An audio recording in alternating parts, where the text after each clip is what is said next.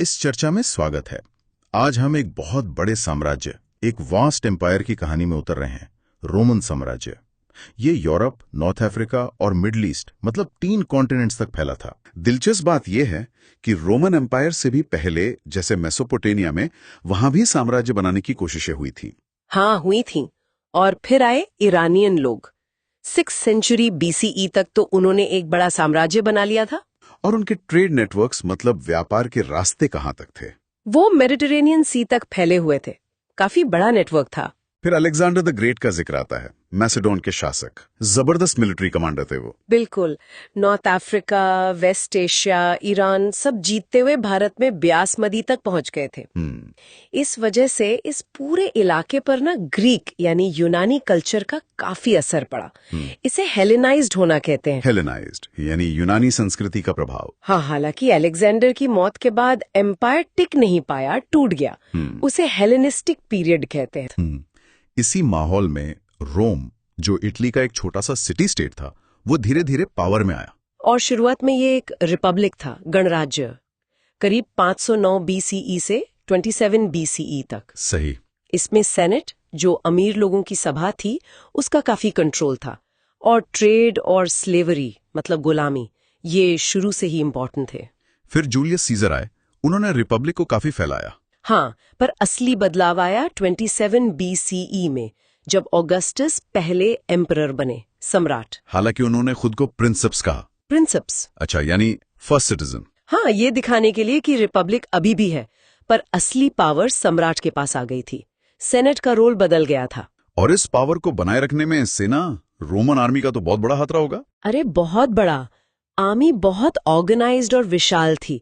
4th century CE तक इसमें करीब 6 लाख सैनिक थे और वो 25 साल की प्रोफेशनल सर्विस देते थे। 25 साल, बाप रे। और सेना इतनी पावरफुल थी कि सक्सेशन में मतलब अगला सम्राट कौन बनेगा, इसमें उसका बड़ा रोल होता था। अच्छा, मतलब सेना तय करती थी कई बार। और अगर सेना खुश नहीं होती तो सिविल वॉर, गृह युद्ध तक हो जाता था, जैसे 192 CE में हुआ। 1 साल में 4 सम्राट। बाप रे। तो सेना का काम सिर्फ लड़ना नहीं बल्कि पूरे एम्पायर को संभालना भी था। और एक बड़ा बदलाव आया 4th सेंचुरी CE में, जब एम्परर कॉन्स्टेंटीन क्रिश्चियन बन गए। तो पूरा एम्पायर क्रिश्चियनाइज्ड हो गया धीरे धीरे। हाँ, और इसे मैनेज करने के लिए 4th सेंचुरी CE में इसे 2 हिस्सों में बांट दिया गया, ईस्टर्न और वेस्टर्न। समझ गया। पर मुश्किलें भी आई होंगी। बहुत। बाहर से ट्राइब्स यानी कबीलों के हमले होते थे, अंदरूनी झगड़े, इंटरनल डिसएग्रीमेंट्स भी थे। इनसे एम्पायर कमजोर हुआ। और क्रिश्चियन चर्च? वो इसी दौरान बहुत इंपॉर्टेंट हो गया। और ये एम्पायर था कितना बड़ा? Europe, north Africa, middle east. हाँ, पूरा मेडिटेरेनियन सी, भूमध्य सागर तो जैसे इनके कब्जे में था। वो इसे मारे नोस्ट्रम कहते थे, हमारा समुद्र। मारे नोस्ट्रम, अच्छा। और सीमाएं, बॉर्डर्स कहाँ तक थी? नॉर्थ में राइन और डैन्यूब नदियां, साउथ में सहारा रेगिस्तान तक, और ईस्ट में इनका मुकाबला था ईरान से। इतने बड़े और डाइवर्स मतलब अलग अलग तरह के इलाके को मैनेज करना तो मुश्किल रहा होगा। बिल्कुल, ये एक मोज़ेक जैसा था। अलग अलग कल्चर साथ थे पर पूरी तरह मिक्स नहीं हुए थे, मेल्टिंग पॉट जैसा नहीं था। भाषाएं भी बहुत होंगी फिर तो। हाँ, वेस्ट में लैटिन, ईस्ट में ग्रीक में थी एडमिनिस्ट्रेशन के लिए। पर आम लोग प्यूनिक, कॉप्टिक, एरामेक, केल्टिक जैसी कई भाषाएं बोलते थे। तो प्रशासन कैसे चलता था, टैक्स कलेक्शन वगैरह? इसके लिए रोम लोकल एलीट्स यानी स्थानीय अमीर लोगों पर निर्भर था। शहर, अर्बन सेंटर्स एडमिनिस्ट्रेशन के हब थे। गांव का जीवन कंट्री साइड का बिल्कुल अलग था। और पैसा कहां से आता था इतना सब चलाने के लिए? टैक्सेशन? हाँ, भारी टैक्सेशन। एक सोर्स बताता है कि राजा हेरोड के राज्य से ही साल का 5.4 मिलियन दिनारी टैक्स आता था। दिनारी चांदी के सिक्के होते थे। बाप रे। और ट्रेड नेटवर्क्स, वो भी तो रहे होंगे। हाँ, बहुत डेवलप थे, खासकर समुद्री रास्ते, सी रूट्स। अलग अलग रीजन्स की अपनी स्पेशलिटी थी। जैसे स्पेन अपनी माइंस, खानों के लिए फेमस था।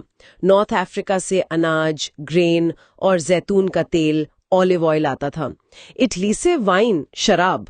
टेक्नोलॉजी भी थी, जैसे हाइड्रोलिक माइनिंग। दूर देशों से भी ट्रेड था, इंडिया, चाइना से। हाँ, मसाले, स्पाइसेस और रेशम, सिल्क वगैरह आते थे। करेंसी भी बदली बाद में। चांदी के डिनेरियस से सोने का सॉलिडस आया 4th सेंचुरी CE में। अच्छा। अब समाज की बात करें, सोशल स्ट्रक्चर कैसा था? हायरार्की थी कोई? बिल्कुल। सबसे ऊपर सेनेटर्स, बहुत अमीर, फिर एक्वेस्ट्रियंस जिन्हें नाइट्स भी कह सकते हैं, वो भी अमीर वर्ग, फिर ह्यूमिलियोरिस यानी आम लोग, और सबसे नीचे थे गुलाम, स्लेव्स। स्लेवरी की बात आपने पहले भी की थी, ये कितनी फैली हुई थी? बहुत ज्यादा। इकोनॉमी का बेस थी, समझिए। एक एस्टिमेट है कि अकेले इटली में 7.5 मिलियन गुलाम थे। 7.5 मिलियन? और उनके लीगल राइट्स, अधिकार? लगभग कुछ नहीं। और सजाएं बहुत क्रूर थीं, ब्रूटल पनिशमेंट। वो 61 सी की घटना है जब एक मालिक के कत्ल के बाद घर के 400 गुलामों को मार दिया गया था। हे भगवान, बहुत भयानक। गुलामी के अलावा और कैसा लेबर था? मजदूरी थी, वेज लेबर, और कर्ज गुलामी, डेट बॉन्डेज भी थी, मतलब कर्ज न चुका पाने पर गुलाम बन जाना। अच्छा, अब कल्चर की बात करें, महिलाओं के राइट्स का क्या था? Women's rights? कुछ हद तक थे। प्रॉपर्टी और मैरिज में कुछ लीगल राइट्स मिले हुए थे जो उस जमाने के हिसाब से ठीक थे। और लिटरेसी, पढ़ाई लिखाई? वो अलग अलग जगह अलग अलग थी। पॉम्पी में दीवारों पर काफी लिखावट मिलती है, पर शायद इजिप्ट में कम थी। और पब्लिक लाइफ कैसी थी? लोग मनोरंजन कैसे करते थे? पब्लिक बाथ्स, सार्वजनिक स्नानघर बहुत पॉपुलर थे, और मनोरंजन के लिए स्पेक्टिकुला होते थे। स्पेक्टिकुलर मतलब ग्लैडिएटर्स की लड़ाई, रथों की दौड़, चैरियट रेसिंग, ये सब। अच्छा, पर ये साम्राज्य हमेशा इतना स्ट्रांग नहीं रहा। 3rd सेंचुरी क्राइसिस के बारे में सुना है, वो क्या था? हाँ, वो 230 सीई के आसपास शुरू हुआ एक बड़ा संकट का दौर था।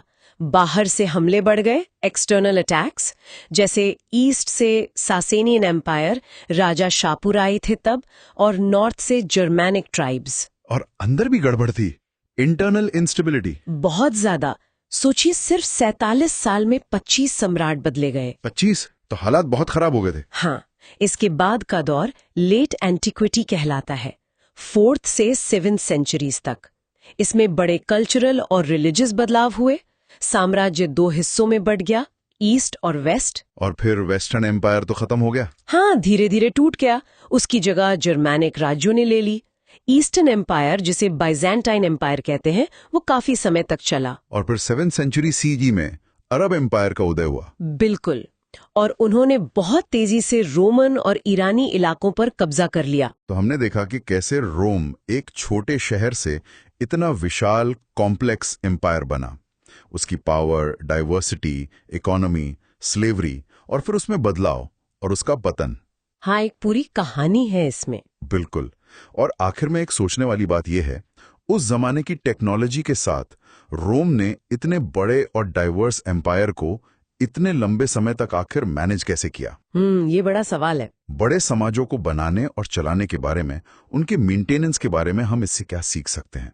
पावर का इस्तेमाल, लोकल लोगों का सहयोग, कोऑप्शन, फोर्स्ड लेबर, आइडियोलॉजी का रोल, क्या इसकी गूंज, एकोज आज भी कहीं सुनाई देती हैं? इस पे जरूर सोचिएगा।